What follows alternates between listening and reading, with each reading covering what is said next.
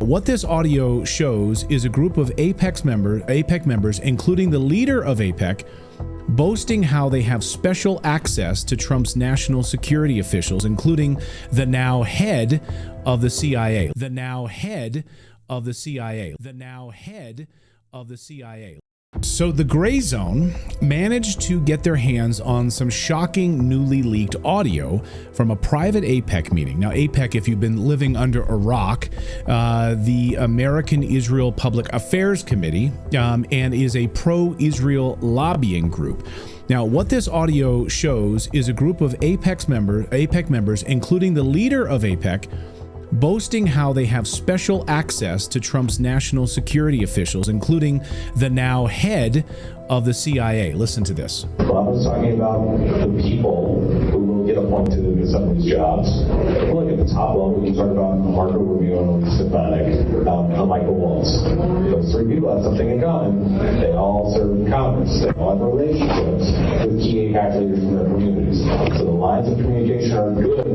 Should there be something questionable or curious that we need access on the conversation to? You never know. One of the first candidates I ever met with as an AIPAC professional when my job was being candidate for Congress was a guy named John Ratcliffe. He was challenging a longtime incumbent member of Congress in Dallas. This guy looks like he could win the race. And we go talk to him. He had a good understanding of the issues. And a couple of weeks before he took the oath as the CIA director, for crying out loud. He was the guy that we had a chance to speak to. So there are I don't want to call them lifelines, but there are lifelines. Lifelines. So that's a nice way of saying, yeah, we have basically roots, connections into the administration. They call them lifelines. That's a new word. I haven't heard that before. We have lifelines into these people, and we basically get to control them. Oh, question: are those people registered as foreign agents then? Given that they have this now conflict? No, because of course they can dance around that by saying that they're American, and that's sort of the caveat here in all of this, right? Laughing about their influence over our CIA director and members of the national security team. Max Blumenthal is the journalist from the Gray Zone that broke this story, got his hands on this leaked audio, and Max joins us now. Max, it's been a long time. Great to have you back on the show, and stunning story here, Max. Great to see you. Thanks. Great to see you both. So I was struck by the sort of condescension of this guy, Elliot Brandt, sort of laughing. I mean, he's in front of a whole audience of AIPAC supporters, of course, and he's sort of laughing over AIPAC's influence over our CIA director, almost like we guided this guy, we sort of took this little baby bird out of a nest, we sort of guided him, and now he's our guy at the CIA. I mean, am I reading that wrong? How did you read it? Yeah, exactly. Anybody who comes from Congress into a national security position will have been groomed and vetted and briefed by AIPAC. That's the message he was sending. And that's why they prefer people to come out of Congress. Marco Rubio, Elise Stefanik was going to be the UN ambassador. This lady's not even Jewish. She's Catholic, and she sounds like a settler from the West Bank. They pulled her nomination because they needed to shore up their majority in the House. Then you've got Mike Waltz. This is directly connected to Signalgate, or at least indirectly, because we're at war. The United States is at war with the Yemen on behalf of Israel to provide freedom of navigation for Israeli shipping. And Mike Waltz organizes this signal group and was clearly the one on board with it. He's the one, as I understand it, inside the Trump administration pushing for war with Iran. And here you have the CEO of AIPAC who says that Mike Waltz is one of their guys. And it's not just the CEO, it's not just a top-down operation guiding these national security officials and checking in. It's the local legislative director in their district, what Representative Thomas Massey was referring to when he said everyone in Congress has an AIPAC person. Well, let's talk about, Cynthia, there are many reports that talks about the influence of the Israeli lobby, AIPAC, on United States politics in general. Did you experience anything in that realm as far as what one would call the interference in American policy by AIPAC? Well, it's interesting because when I first went to Congress, I did not go to Congress to pay particular attention to any area outside of the black community that I represented that was in need, and of course U.S. Africa policy, which was abhorrent and unfortunately still is. But what I ran into, I bumped into at almost every turn were these special interests. And there's no more special interest that has any more influence than the pro-Israel lobby. AIPAC comes in and it's like someone threw you a life raft. This week, the group secured its first major victory of the election season. Fresh off of that victory, AIPAC has already set sights on its next target. And there's no more special interest that has any more influence than the pro-Israel lobby. And so then when I did outreach, for example, to the Muslim community in the United States, I bumped into the pro-Israel lobby, which of course does not want to have to contend with a politicized Muslim community, which is as large as and is as wealthy as the pro-Israel lobby is in the United States. So yes, I first-handedly and also frontally was assaulted by the presence of the pro-Israel lobby to such an extent. Physically assaulted? Well, politically assaulted, okay, to such an extent that my father had to ask the question publicly, what does Stone Mountain, Georgia have to do with Israel? What I was doing was servicing the needs of my constituents, and I was not allowed to do that because I did not toe the line on U.S. policy for Israel. What line is that they wanted? Were you told directly that you had to toe a line, or explain that to me? Well, every candidate for Congress at that time had a pledge. They were given a pledge to sign. Everyone in Congress has an AIPAC person. I have said to people when they ask me, if this Capitol crumbled to the ground, the one thing that would remain is our commitment to our aid, and I don't even call it aid, our cooperation with Israel. That's fundamental. Across our country, Jewish Americans strengthen, sustain, and inspire our nation. As president, I will always celebrate and honor the Jewish people, and I will always stand with our treasured friend and ally, the State of Israel. That I can tell you.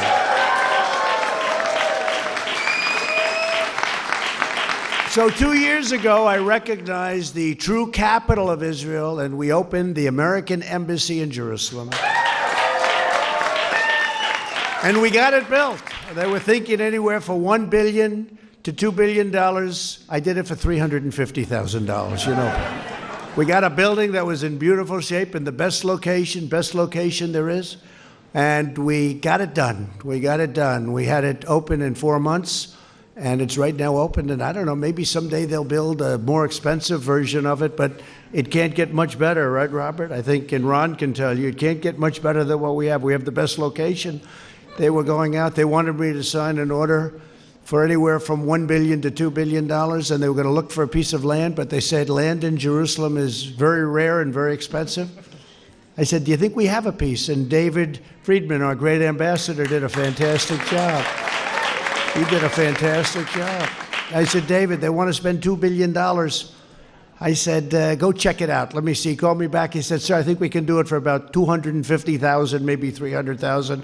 So we'll save $1 billion, and we have a better location than any location we could have gotten on, right? And it's been open now for a long time. So it was great. And we used all Jerusalem stone. Friends of mine like Jerusalem stone. Over here it costs a fortune. Over there it wasn't so expensive. I've also recognized Israel's sovereignty over the Golan Heights. That was another thing. And I said to Bob, so what, Bob Kraft, I said, so what was bigger, Bob? What we did for Israel in terms of Jerusalem and moving the embassy to Jerusalem, becoming the capital of Israel, or the Golan Heights, which you've been looking to do for 52 years. They've been having meetings on the Golan Heights. Nothing happened until I came along. I said, Bob Kraft, which is bigger? Which is more important to the Jewish people? He said, neither. I said, what does that mean? He said, what you did by terminating the Iran nuclear deal is bigger than both. I think that's true. I think that's true, Jeff. You know, could be true. I said, I sort of agree with that. But today we're taking another historic action. In just a few moments, I'll sign an executive order to combat anti-Semitism. Everyone in Congress has an AIPAC person. This action makes clear that Title VI of the Civil Rights Act, which prohibits the federal funding of universities and other institutions that engage in discrimination, applies to institutions that traffic in anti-Semitic hate. So this is a very powerful document that we're signing today, and it's been a very big story over the last number of days when they heard, as you know, they had almost universal support in Congress, and yet they didn't get it done. And this has gone on for years and years. They've almost had universal support, but there was always a roadblock. But this year there's no roadblock because I'm doing it myself. It's much easier. And we have support from many in Congress. This is our message to universities. If you want to accept the tremendous amount of federal dollars that you get every year, you must reject anti-Semitism. It's very simple. Everyone in Congress has an AIPAC person. My administration will never tolerate the suppression, persecution, or silencing of the Jewish people. We have also taken a firm stand against the so-called divestment and sanctions movement, or BDS. You know that very well. And I have to tell you, Jared Kushner and Ivanka, they've been talking to me about this for 3 years now, maybe longer than that. But I go back about 3 years where it's something that I could do about it. You know, in this position, we can do things about it. Before that, not quite as much. I'd be just like you. Successful, doing nicely, but not for this. But they've been talking from the beginning of the administration. They've been bringing this up. And we forcefully condemn this anti-Semitic campaign against the state of Israel and its citizens. Everyone in Congress has an AIPAC person. And by the way, I see Alan Dershowitz. Come on up here for a second, Alan. Wow. And I'd like to ask my friends, the pastors, to come up here. You know, Robert, and I have to say this to the other pastors, some of whom have been very kind, all of whom have been very kind. We've never had such evangelical Christian support. Jeff, come on up, Jeff. Come on up here, Jeff. You're the one that's doing such a good job legally to make sure all of this happens. But Robert Jeffress, I didn't know him, but I watched him, and I'd watch him on different shows, and I'd say, I like that guy. Man, he talks really great about me, and I like people that talk well about me. And he was saying, you know, he may not be the greatest Christian I've ever seen. He may not know the Bible quite as well as the rest of us. In fact, he may not know it very well at all. But that guy's a real leader. And he's going to do a job. And I appreciated that statement. I don't know if I should have, but I did. And I think we have led, because I think we've made more progress toward faith leaders. We got rid of the Johnson Amendment, which was a disaster. So I'd like to ask if, Robert, if you could say a couple of words, and if I could also ask Alan Dershowitz to say, and then we're going to sign a very important document. Okay, Robert, please. Thank you. It is true. I believe President Trump is the most pro-faith president in history when you look at what he has done for people of all faiths. And Mr. President, you know, Jewish and Christian believers alike believe what God said to Abraham in Genesis 12, that God would bless those who bless Israel, and he would curse those who curse Israel. And I want to thank you, Mr. President, for being the kind of president who has the courage to stand up and be, when it comes to Israel, on the right side of history, But most importantly, you're on the right side of God, and that's why you are not going to fail, and we're going to stand behind you 100%. Thank you, Mr. President. Thank you, Joe. Great. For 65 of my 81 years, I have spent at universities all over the country and all over the world. There is no more important event in those 65 years to turn universities away from being bastions of hatred and discrimination than this executive order being signed today. It is a game changer. It will go down in history as one of the most important events in the 2,000-year battle against anti-Semitism. Late today, President Trump signed that executive order at the White House. It essentially allows the government to interpret Judaism as both a race or nationality and a religion, even though that is still open to interpretation by some. Steve Hunnigs from the Jewish Community Relations Council says the order is not about calling Judaism a nationality, which is a complicated way of saying that discrimination is forbidden based upon race and other immutable characteristics. This comes after the rise of what the president views as anti-Semitism on college campuses. Being Jewish is not an ethnicity. Being Jewish is not a culture. Being Jewish is not even a blood family. You can convert to Judaism. You can't convert to a blood family. You cannot convert to a race. Judaism is a religion. That's all it is. In particular, specifically, they sat down to create a language because nations need languages. And we will try to convince the Jewish people, forget about this religion stuff, it's nationality. Support Israel, fight in the army, then you're a good Jew. That way, we will be real men. We will be purified of our Jewiness. We will be purified of our Jewiness. Of our Jewiness. Of our Jewiness. Of our Jewiness. Rabbi Miller, about a year ago, the New York Times wrote, AIPAC has become a major force in shaping U.S. policy in the Middle East. Organization has gained the power to influence a presidential candidate's choice of staff, to block practically any arms sale to an Arab country, and to serve as a catalyst for intimate military relations between the Pentagon and the Israeli army. How did AIPAC become so powerful? Thomas Massey was referring to when he said everyone in Congress has an AIPAC person. And he was attacked for that, called a conspiracy theorist. But here's the AIPAC CEO, in his own words, in an unguarded setting where he thought that there were no recordings taking place, saying exactly what Thomas Massey said, that everyone in Congress is pretty much controlled by a foreign influence operation, which is unregistered.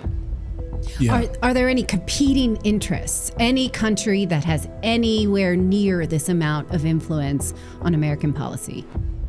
Well, like the Israel lobby likes to say Qatar does, and they pay a lot of think tanks on K Street and try to inject a lot of money in the U.S. political system, but it doesn't really, it doesn't compete. And everything Qatar does is governed by FARA.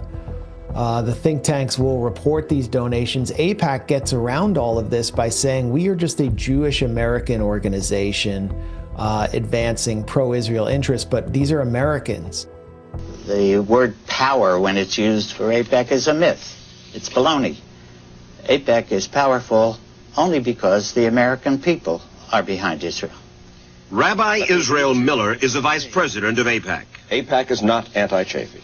No, AIPAC has put on the public record his votes on some of the issues that concern us. But we deal with a very politically aware and sophisticated group of people, the pro-Israel community, and they make up their own minds. You know, if we were You don't direct them? We do not direct them. Let me read to you a memo, an AIPAC memo, November 3rd, 1987. Senate race. Lieutenant Governor Richard Leach, Democrat, Rhode Island, is running against incumbent Senator John Chafee, Republican. Leach, who is Jewish, has a very good chance. Our problem is that the pro-Israel community is not excited and as forthcoming as they should be. We need to put the word out on this race, emphasizing Chafee's poor record. The focus should be to generate interest for a terrific candidate to replace a poor supporter of our issue. See attached voting record and Marty's analysis. It's an AIPAC memo. who signed it. I don't recognize it as an AIPAC memo. Rabbi Miller continued. In this case, I think all that was being said was that Leach has a chance against an incumbent senator. Who has a poor record. And we got to get the word out. His record is not as poor as some other senators. Shortly after that interview, AIPAC confirmed that the memo was in fact written by a former AIPAC political staffer.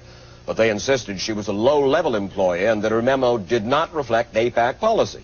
And that's important for AIPAC because under U.S. federal election regulations, if it were shown that pro-Israel PACs were working in conjunction with AIPAC or were coordinated by AIPAC, that would arguably be a violation of the law. Well, shortly before this broadcast, 60 Minutes received in the mail from an anonymous sender another memo written by a high-level AIPAC official, Liz Schreier, in which she urged a colleague to make certain that several pro-Israel PACs around the country funnel cash contributions to a handful of senatorial candidates.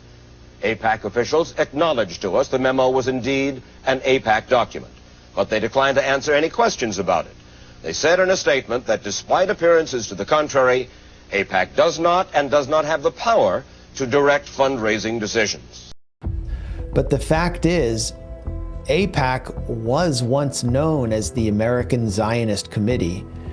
It was founded by someone named Isaiah Kennan, who was himself an Israeli agent in the United States, acting on behalf of a foreign power.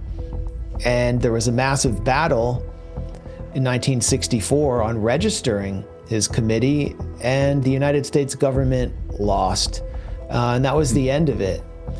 It's sort of like how Israel's allowed to have nuclear weapons, over 250 warheads, and it's completely secret, and the IAEA doesn't even inspect their facility at Dimona. So there's this entire kind of zone of exception around everything that Israel does in the United States. And I think that if the American public knew what was really taking place, not only in these meetings, but in Congress and in the Pentagon, we had a Pentagon official in this audio who sounded like an Israel lobbyist, there would be massive espionage investigations taking place. Because as we know through the Larry Franklin scandal in 2004, 2005, AIPAC was an avenue for spiriting classified information out of the Pentagon about Iran and sending it to Israeli intelligence. And there's no reason they're not doing this today. Clearly. Someone in our chat, John B, says, Redacted is pushing this on purpose. Redacted is owned. By who? Yeah, we're literally doing a story about it. What is the corporate interest that wants us to break down Israeli influence? I can't think of who that might be. Who are we owned by? I'd love to know that. That's hilarious. I want to ask you about this, but I was just laughing my ass off seeing that comment here a second ago. But anyway, another moment here, Max, was this leaked audio. In this leaked audio is an AIPAC panelist that you guys were unable to identify. Maybe you've now identified this person, but I don't think, I just checked a few minutes ago, I don't think you did. But anyway, this person, you don't know who it is. He's speaking on stage at this AIPAC conference. He says his greatest concern is social media and that, quote, we're losing the war of ideas. Listen. Imagine 5 years from now, a congressional staffer types into AI, Claude, GPT, I don't want to be like GPT-14, whatever, right? Says, is supporting Israel bad for American national security? The answer that they get back is going to be informed by the information that's on the internet today. Which is why punching back in the information sphere becomes so important. I would argue exactly the wrong impulse. Because when you disengage, you leave an open playing field for precisely that sort of information that's going to inform national security decisions 5 years from now. Yeah, so if you disengage, you've got to be on the playing field talking about these things. Max, everyone knows, even mentally handicapped people know that supporting Israel militarily hurts America, makes us more vulnerable. It has for decades. As John Mearsheimer writes in his great book, The Israel Lobby, there's zero evidence. And if there is, show it to us, but John couldn't find it. I've never seen it. Zero evidence that supporting Israel militarily helps the United States of America, makes us more vulnerable, more of a target in the United States. So what he's saying here is you've got to be out there on social media, because people are going to be saying we're losing the war of ideas here. You've got to be pushing this narrative that this is good for America, and you've got to basically attack people who say it's bad for America. Am I reading that right? Yeah, I mean, I don't know if this isn't something they wouldn't have said publicly, but I threw it in there because it's indicative of the anxiety that permeates all Israel lobby activities right now and animates that activity. And it's the fear of the public, fear of public opinion. Israel, he, as this speaker admits, he's not a speaker, this Israel lobbyist admits, has lost the battle of ideas. And academia is where they think the bad ideas about Palestine being colonized originate from. And that's why the Trump administration is waging this all-out censorship war on academia. It's why they're attacking green card holders and permanent residents, trying to remove them from campus and American society. ICE, Immigration and Customs Enforcement, today just declared that it is aiming to stop illegal ideas from crossing the border, which is completely destroys the concept of the First Amendment. And what the speaker's saying is the reason that these ideas are so threatening is if they start getting into the bloodstream of American culture and in the intelligentsia, and they start becoming mainstream, then they're going to get picked up by AI systems. They already are. And if and AI is going to be like the Oracle in 5 years, it's going to replace Google and all other search engines, and as well as Wikipedia. And if national security advisors to a member of Congress or think tankers start consulting AI for information and research, they're going to get the wrong idea and influence their member of Congress to maybe vote against a military package to Israel or impede arms shipments to Israel, because they'll realize what you just said, Clayton, that American and Israeli interests are not actually aligned. Of Justice to pursue federal civil rights cases against schools that continue to engage in racial discrimination and schools that persist in explicit unlawful discrimination under the guise of equity will not only have their endowments taxed, but through budget reconciliation, I will advance a measure to have them fined up to the entire amount of their endowment. A portion of the seized funds will then be used as restitution for victims of these illegal and unjust policies that hurt our country so badly. Colleges have gotten hundreds of billions of dollars from hardworking taxpayers, and now we are going to get this anti-American insanity out of our institutions once and for all. We are going to have real education in America. How is it possible that white men are the second biggest beneficiaries? It just blew my mind. Did you find out why that was? Well, I mean, it's hard to kind of track down because I don't have access to the statistics anymore. And I would have done a much deeper dive into them. But the reality is that when you're talking about diversity, so many people think white and black. Mm-hmm. And that's diversity. But talent is everywhere. It's in all kinds of overlooked communities. And white men happen to belong to some of those communities. So if you look at who benefits, white women, white men, Hispanics, Asians, Native Americans, disabled people, and that's not just people in wheelchairs, it's neuroatypical people, people on the spectrum, people who, are dyslexic, have the Spilkus, ADHD, followed by veterans, LGBTQ, and alphabet people like me, and at the very bottom, Black people. Across our country, Jewish Americans strengthen, sustain, and inspire our nation. As president, I will always celebrate and honor the Jewish people, and I will always stand with our treasured friend and ally, the State of Israel. That I can tell you.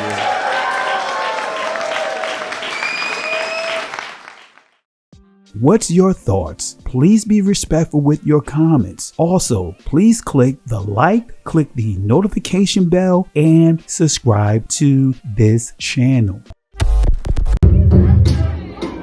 Listen, Genesis chapter 11 verse 10 explains the genealogy of Shem. Shem was a black man in Africa.